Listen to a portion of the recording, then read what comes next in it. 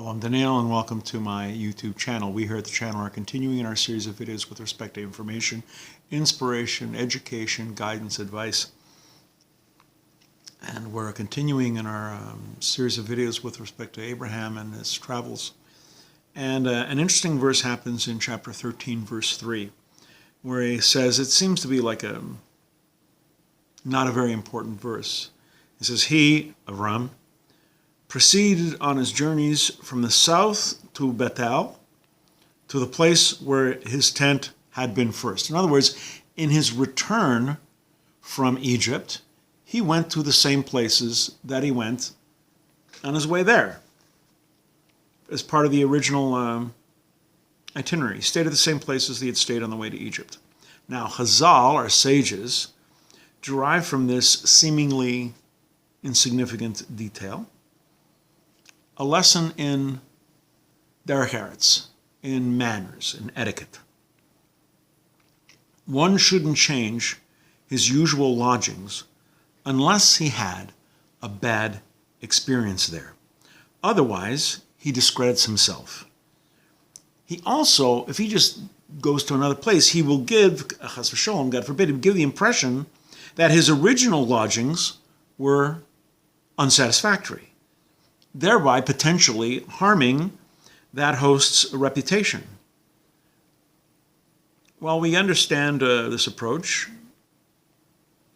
sometimes you say, well, yeah, someone has to settle for unsatisfactory, substandard accommodations, and it was Rav Avraham Pam who explained that Avraham was teaching us more than just a lesson in etiquette.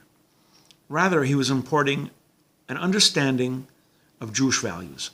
Avraham left as a poor man and returned as a wealthy man. Gold, silver. He didn't act like the nouveau riche who, as a result of small-minded perception of life and the huge ego, maybe due to some initial low self-esteem, they flaunt their wealth, conspicuous consumption. They draw attention to themselves. No. Avraham didn't waste his money. He didn't believe in ostentatious display of wealth. He took the newfound wealth and was very careful with it.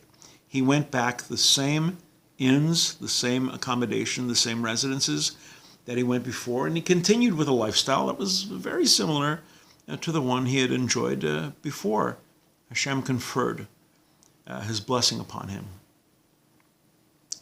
He didn't waste his money. He certainly didn't waste this God-given gift on foolishness. And to paraphrase Rav Pam, Avraham Avinu recognized that any money in his position that was superfluous, more than what he needed, was a deposit from Hashem, and it was to be guarded and held in safekeeping until the Almighty directed him where to spend it. How could he take for his own personal use that which belonged to the Almighty? We're going to be doing more videos along these lines. Please come back, please watch, please learn. And until next time, I'm Daniel, and thank you too much.